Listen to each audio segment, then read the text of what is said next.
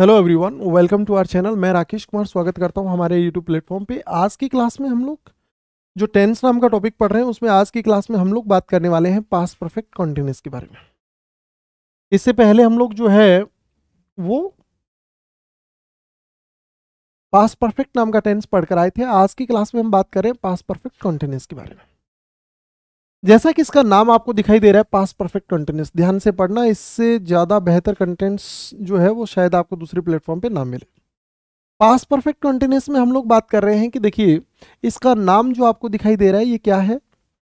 Past perfect आपको पहले बनाना है इसको, और कॉन्टिन्यूअस बाद में बनाना है। मतलब पहले इसको पास्ट परफेक्ट बनाइए और फिर आप इसको क्या बनाइएगा, कॉन्टिन्यूअस बनाइएगा।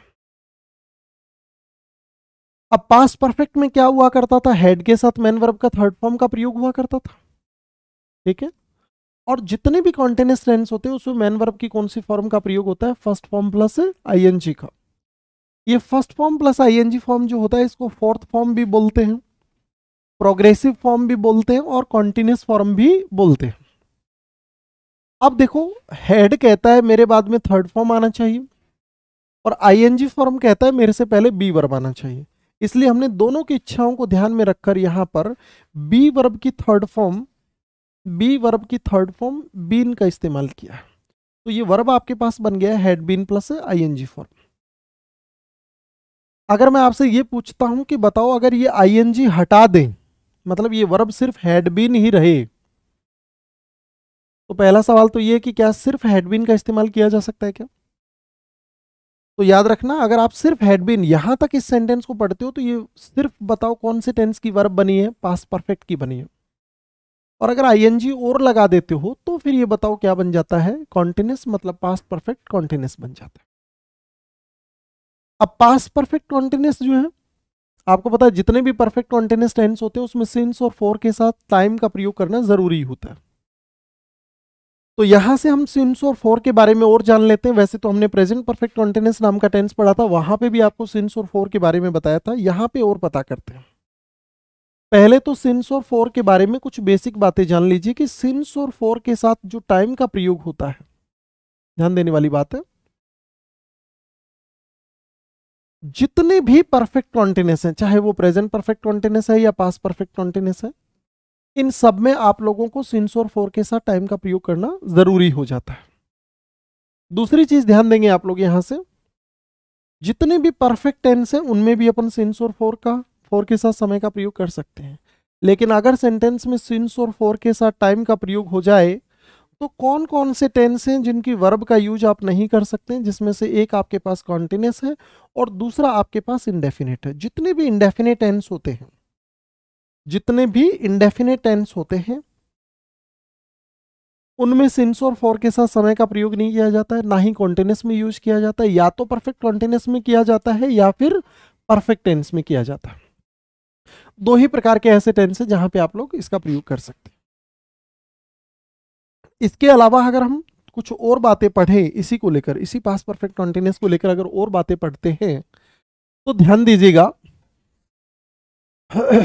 अगर आपके पास में बिफोर नाम का शब्द आपको देखने को मिल जाता है, याद रखिएगा, बिफोर के बाद में अगर पास्ट इंडेफिनिट दे रखा है, बिफोर के बाद अगर आपको पास्ट इंडेफिनिट दिया गया है तो याद रखना बिफोर के पहले वाला सेंटेंस कौन कौन से टेंस में हो सकता है, ये ध्यान रखना।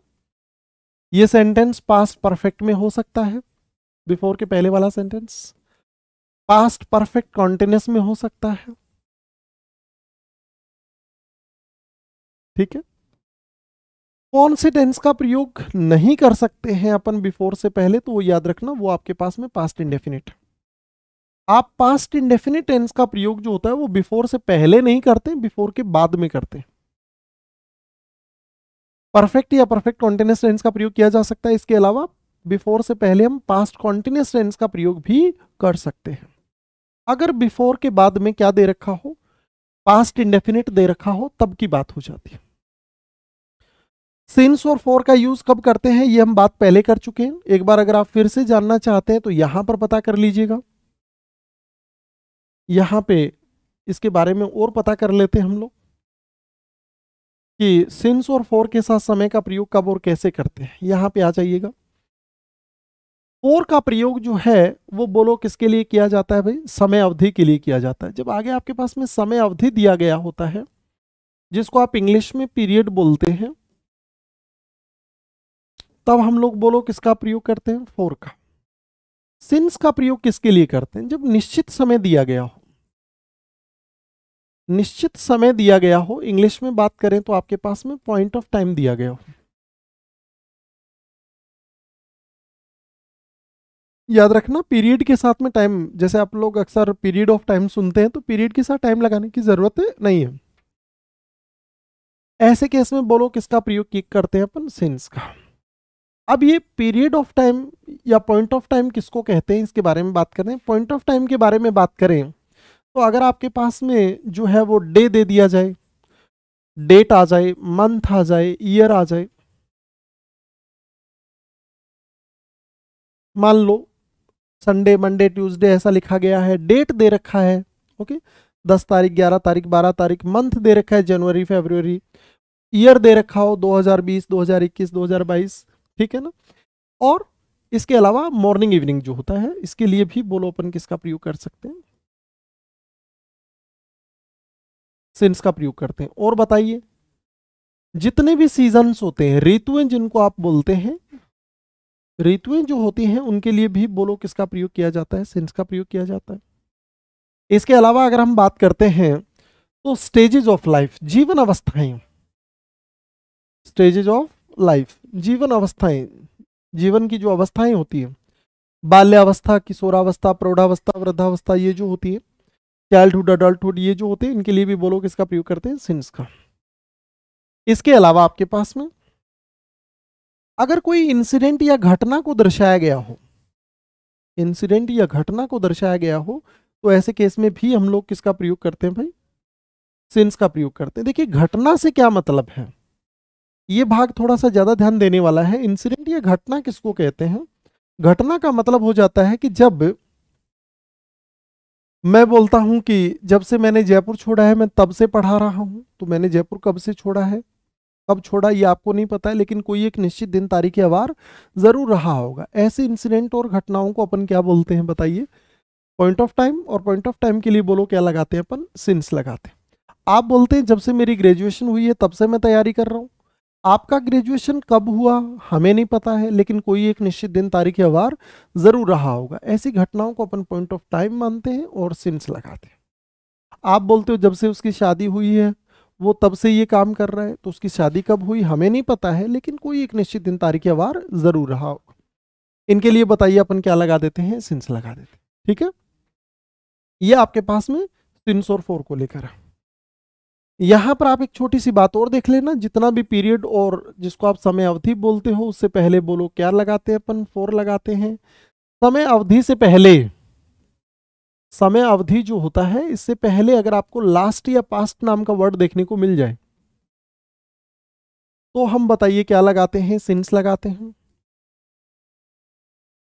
और समय अवधि जिसको आप इंग्लिश में पीरियड बोलते हो, इससे पहले अगर लास्ट पास्ट के साथ में, अगर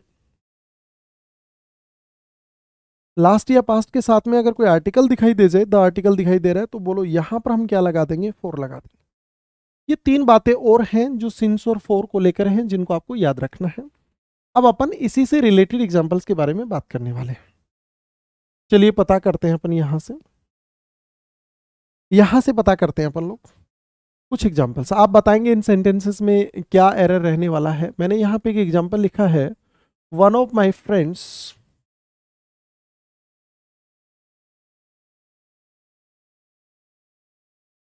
along with his father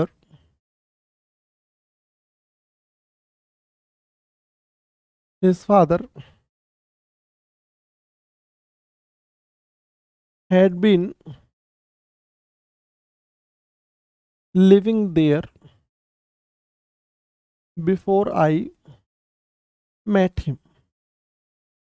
ये मैंने आपके लिए पहला सेंटेंस लिखा है, आप मुझे ये बताने वाले हैं कि सेंटेंस में क्या एरर। ये नो एरर लिखा हुआ है, सेंटेंस के कौन से भाग में गलती है ये आप मुझे बताएंगे। पहला सेंटेंस आपके पास दे रखा है, इसी को लेकर और चेंज कर देते हैं। अगला सेंटेंस आपके पास लिखा हुआ है, she had been there for many years before I got married. ये आपके पास में अगला सेंटेंस है, नो एरर दिया हुआ है। 4 नंबर हो जाता है, 3 हो जाता है, 2 हो जाता है, 1 हो जाता है। Living there for many years, many years है ना। दो एग्जांपल हैं, पहले अपन इनको देख लेते हैं फिर बात करते हैं। पहला sentence, one of my friends along with his father had been living there before I met him. आपको यहाँ पे बिफोर दिखाई दे रहा है। हमने कहा था कि अगर बिफोर सेंटेंस में आ जाता है और बाद में अगर पास्ट इंडेफिनिट सेकंड फॉर्म दे रखा है मतलब पास्ट इंडेफिनिट है। हाँ जी, पहले वाला सेंटेंस पास्ट परफेक्ट कंटीन्यूअस में आ सकता है। यहाँ पे had been plus ING form दिखाई दे रहा है। देखने में सब कुछ ठीक लग रहा है, लेकिन ये सेंटेंस गलत है। कैसे गलत है? क्योंकि हमने कहा था कि अगर आप पास्ट परफेक्ट कॉन्टिन्यूस किसी भी परफेक्ट कॉन्टिन्यूस टेंस का वर्ब लगा रहे हैं तो जरूरी हो जाता है कि आपके पास टाइम या समय मेंशन किया गया होना चाहिए। बोलो यहाँ पे कहीं सिंस और फोर के साथ समय दिखाई दे रहा है क्या? सिंस और फोर के साथ समय नहीं दिखाई दे रहा है, इसका मतलब आप पास्ट परफेक्ट कॉन्टिन्यूस का वर्ब नहीं लगा सकते। ऐसे केस में आप या तो कॉन्टिन्यूस टेंस में बदल दीजिए इसको, इंडेफिनेट में तो लिख नहीं सकते बिफोर वाले केस में। तो बोलो आपके पास में सब्जेक्ट कौन हो जाएगा? अलोंग विद में पहले वाले को सब्जेक्ट मानते हैं, वन सब्जेक्ट रहेगा, नतीजा अपन वोज लगा देते हैं। इसको बदल के हमने पास्ट कॉन्टिन्यूस टेंस में बदल दिया।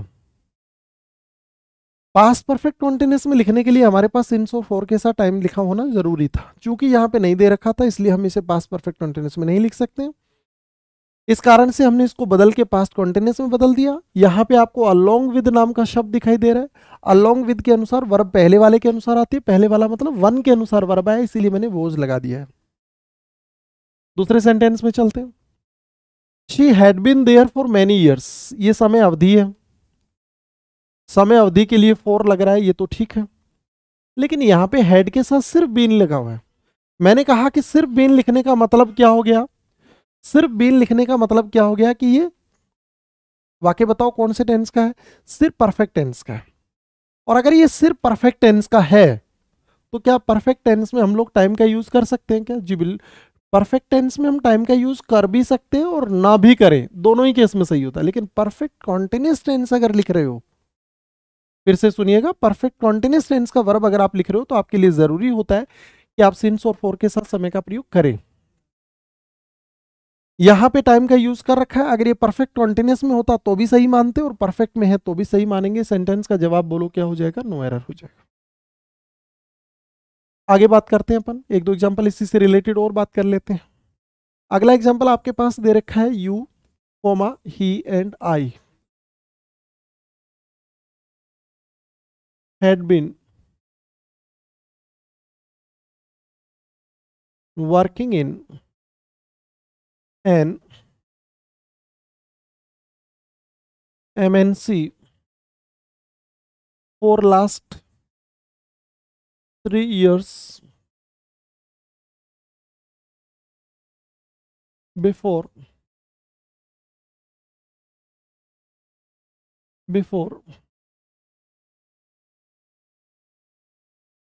we made that plan। ये आपके पास में नेक्स्ट एग्जांपल लिख रखा है। एरर जानना चाह रहे हैं आपसे कि कौन से सेंटेंस में एरर है।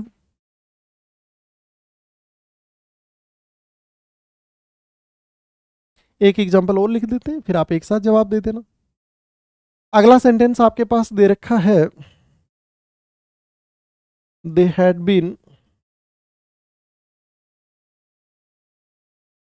Performing there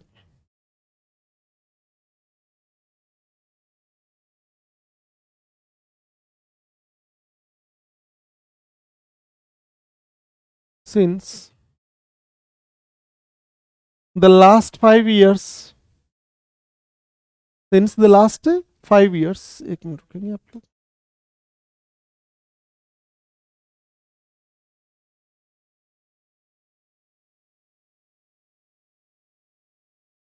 since the last 5 years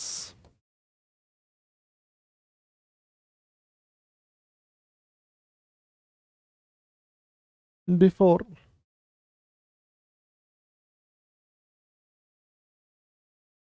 she got selected.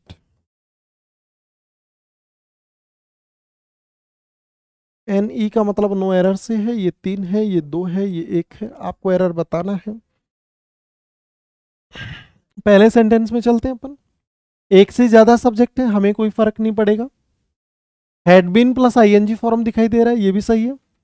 जैसे ही आपको had been plus ING form दिखाई देगा, अब आपके लिए एक बात जरूरी होगी कि सेंटेंस में सिंस और फॉर के साथ टाइम दिया होना जरूरी है। चेक करो, यहां पे देखो 3 वर्ष दे रखा है, लास्ट और दे दिया। हमने कहा था लास्ट और पास्ट आ जाए तो फिर फॉर नहीं आएगा, बोलो क्या आएगा, सिंस आएगा। यहां पे आ जाइए, had been plus ING form है, यहां पे सिंस दे रखा है, 5 ईयर समय अवधि है, लास्ट आ गया और द और आ गया। अगर लास्ट और पास्ट से पहले द आर्टिकल का यूज हो जाता है तो ऐसे केस में अपन सिंस का प्रयोग नहीं करते हैं, बोलो किसका प्रयोग करते हैं भाई, फॉर का प्रयोग करते हैं, फॉर का प्रयोग करते हैं। एक एग्जांपल और लिख लेते हैं यहां से। अगला एग्जांपल आपके पास दे रखा है, he had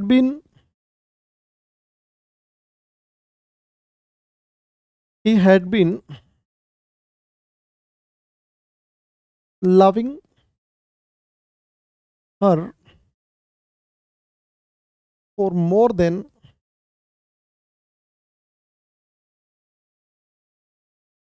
2 years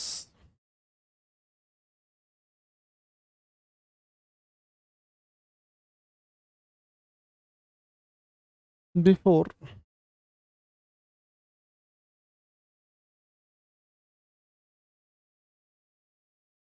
I met him। ये आपके पास में एक और एग्जांपल हमने लिखा है, इसी से रिलेटेड आप आंसर बताएंगे। आप लोगों ने अगर इससे पहले के वीडियोस नहीं देखे तो आप पूरा देखें, देखिए बहुत शानदार और बेहतरीन तरीके से जितने भी प्रकार के एग्जाम में क्वेश्चन बन सकते हैं, बनते हैं, उन सब के बारे में बात की गई है। हम लोगों ने प्रेजेंट कॉन्टिन्यूअस टेंस में और प्रेजेंट परफेक्ट कॉन्टिन्यूअस टेंस में कुछ ऐसी वर्ब्स के बारे में आपको बताया है जिन वर्ब के साथ आईएनजी फॉर्म का प्रयोग नहीं होता है। कौन कौन सी वर्ब हैं जिनके साथ आईएनजी का प्रयोग नहीं होता है? उनमें से एक वर्ब आपके पास में लविंग है।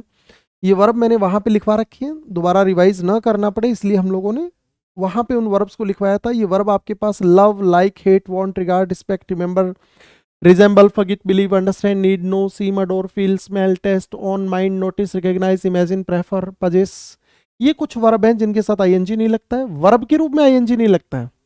अगर ये शब्द नाउन और एडजेक्टिव के रूप में होते हैं तो आईएनजी फॉर्म का प्रयोग किया जा सकता है। कब नाउन होते हैं, कब एडजेक्टिव होते हैं, कब वर्ब होते हैं, सब बातों के बारे में जिक्र हम लोगों ने present continuous, present perfect continuous, past continuous के अंदर किया है। तो वहां पे जाके आप पिछले वीडियोस को जरूर देखें। आपको पता चल गया कि ये जो लविंग नाम का वर्ब है इसके साथ हम आईएनजी का प्रयोग नहीं कर सकते। टाइम दे रखा है सेंटेंस में, समय अवधि है, ठीक है, और समय अवधि के लिए अपन जो है वो फॉर लगा सकते हैं, ये तो ठीक है यहाँ पर। लेकिन लविंग के साथ आईएनजी नहीं लग सकता। क्या करें इसको? इसको सही करने का तरीका हो गया, परफेक्ट कॉन्टिन्यूअस है तो इसको बदल के परफेक्ट में लिख देना। अगर यही वाक्य पास्ट कॉन्टिन्यूअस का होता तो बदल के पास्ट इंडेफिनिट में लिख देते, क्योंकि लविंग वर्ब के साथ आईएनजी, लव वर्ब के साथ आईएनजी का प्रयोग नहीं किया जाता। मजबूरन हम इसको चेंज करके बोलो क्या बना देंगे भाई, हैड लव्ड बना देंगे। ये आपका आंसर हो जाएगा। तो ये पास्ट परफेक्ट कॉन्टिन्यूअस नाम का जो टेंस है उसके कुछ एग्जांपल्स हैं जो आपके पास में दिए गए थे। आज के लिए बस इतना ही, धन्यवाद। मिलते हैं अपने अगले सेशन में। और इससे पहले की वीडियोज अगर आपने नहीं देखे तो एक बार जाकर जरूर देखें। अच्छा लगे, कीप सपोर्टिंग अस। धन्यवाद।